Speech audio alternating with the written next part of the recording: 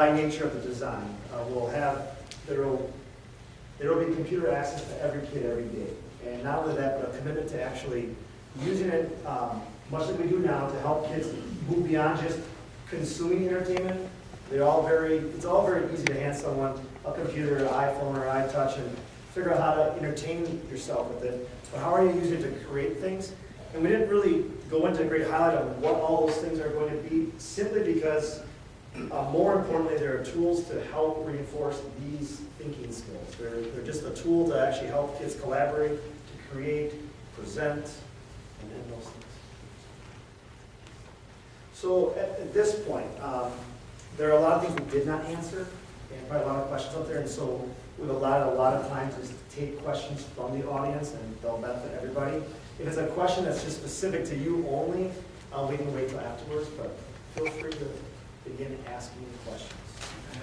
I have one that's more, I guess, technical related in terms of if they don't currently go to school in Hortonville, do they just change their busing systems and they'll bus here? And then I guess the answer is yes. And then for extracurricular activities that are noted on here, if they are in those kind of activities in, say, Greenville now, and they were accepted into the academy, would they then change and do those extracurricular activities in Hortonville, or would they remain in Greenville, or how does that work? Okay, the answer to the busing question, just so everybody hears the same answer, is that's one of the reasons that Hortonville is a location is because all students have an opportunity to come to Hortonville. The busing routes already come here, so they would already ride the buses that already travel here, the ones that pick up the high school kids already. So the busing is not an issue. They would just ride a different bus over to Hortonville and home from there. Sports, the Greenville students have a choice of participating at Hortonville Middle School or participating in their home school for sports. Technically, transportation is not provided back to Greenville Middle School. They're not going to create a new route just to bus 3 kids back to Greenville. So transportation would have to be provided by the parents back to Greenville Middle School. The catch-22 in that is, of the 4 seasons that sports are offered at Greenville Middle School, 3 of those seasons already have a bus going from Hortonville to Greenville that the kids could ride on. We just can't guarantee that. Football, volleyball, and cross country all have a bus going to from Hortonville to Greenville, so the kids could ride that bus. If they're wrestling, brings kids from Hortonville to Greenville, so that would take care of wrestling and girls basketball. And then track, all students come Greenville or Hortonville way, so there's a bus. So the only sport that really doesn't have transportation provided right now would be boys basketball to Greenville Middle School. But I'm sure there could be carpooling scenario there too. Great question. Quick one.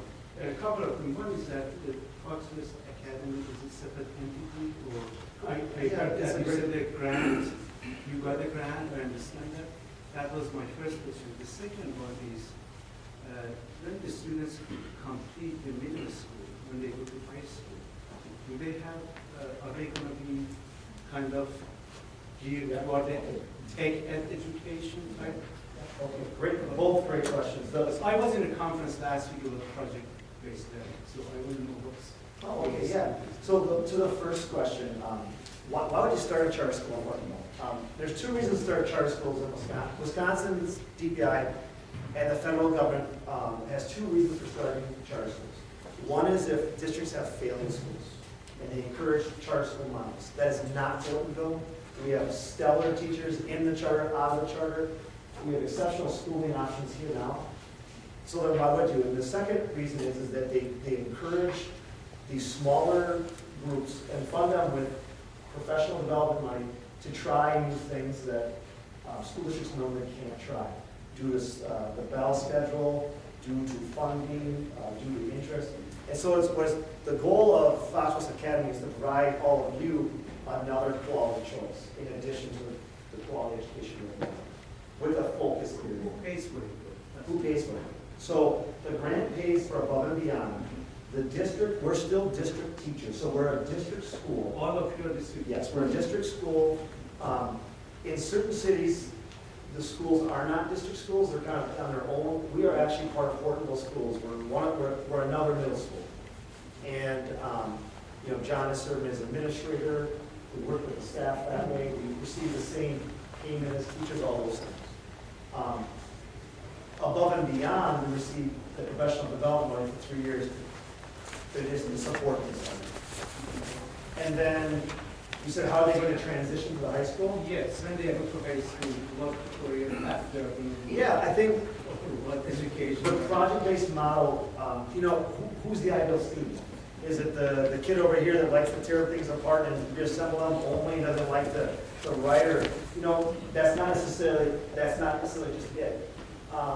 Is it the person over here that really likes it when you have a lesson that talks about social studies and math, or social studies and science?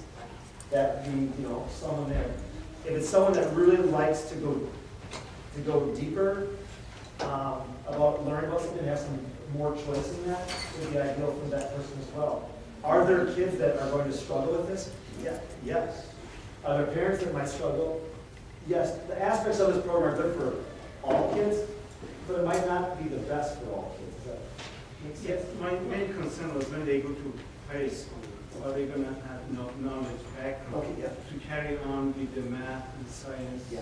chemistry, so that they can go to the university if they want? Are they going to be prepared? Are they going to be prepared, or are going to be mainly for, let's say, That's a great question. Yeah, we are going, absolutely, any parent in here wants to make sure their kids have choices. In middle school, and especially more importantly, when they get to the age when you want them out of the house. So you want them to be successful and have choices. And so as a middle school model, as a charter school, we will be teaching the Common Core standards that are required, that are with the state, the school district follows. Some of those coursework, math, for example, there's a lot of sequential learning and skill sets that, if you just toss it into a project and they don't have a skill base, they're going to flounder. And so yes, there will be those building up.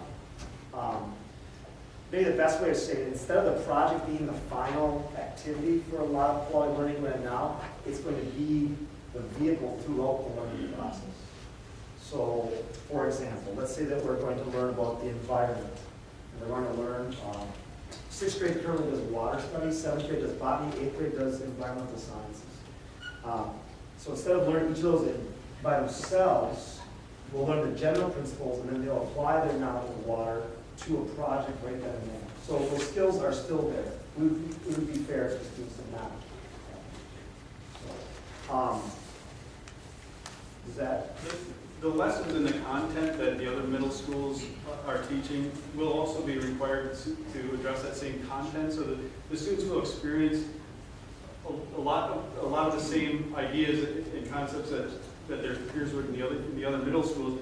It's just that rather than spending a chapter out of a textbook, we would look at what type of a collaborative project can we provide to help the student experience what that idea is all about. So as far as the knowledge, they will have that background. Really what we want to look at is the individual student, identify how he or she learns best, so that when they are finished with 8th grade at Fox West Academy, they have a background and they know their skills well enough that they can get through and thrive in other situations, in other learning environments. So when they go back to, or if they have a traditional classroom again, they know, they have ideas about how they should study that suit them. If I may, Greg, too, the other thing is all of these kids are still going to be responsible to take our math testing that all of our other kids take. They will also have to take the state WKC, Wisconsin Knowledge and Concepts exam. They will be all will be taking them also. So we'll be looking at progress for those kids through our math, just like we do now. So that will still be there. Another thing with the high school part of it, that's been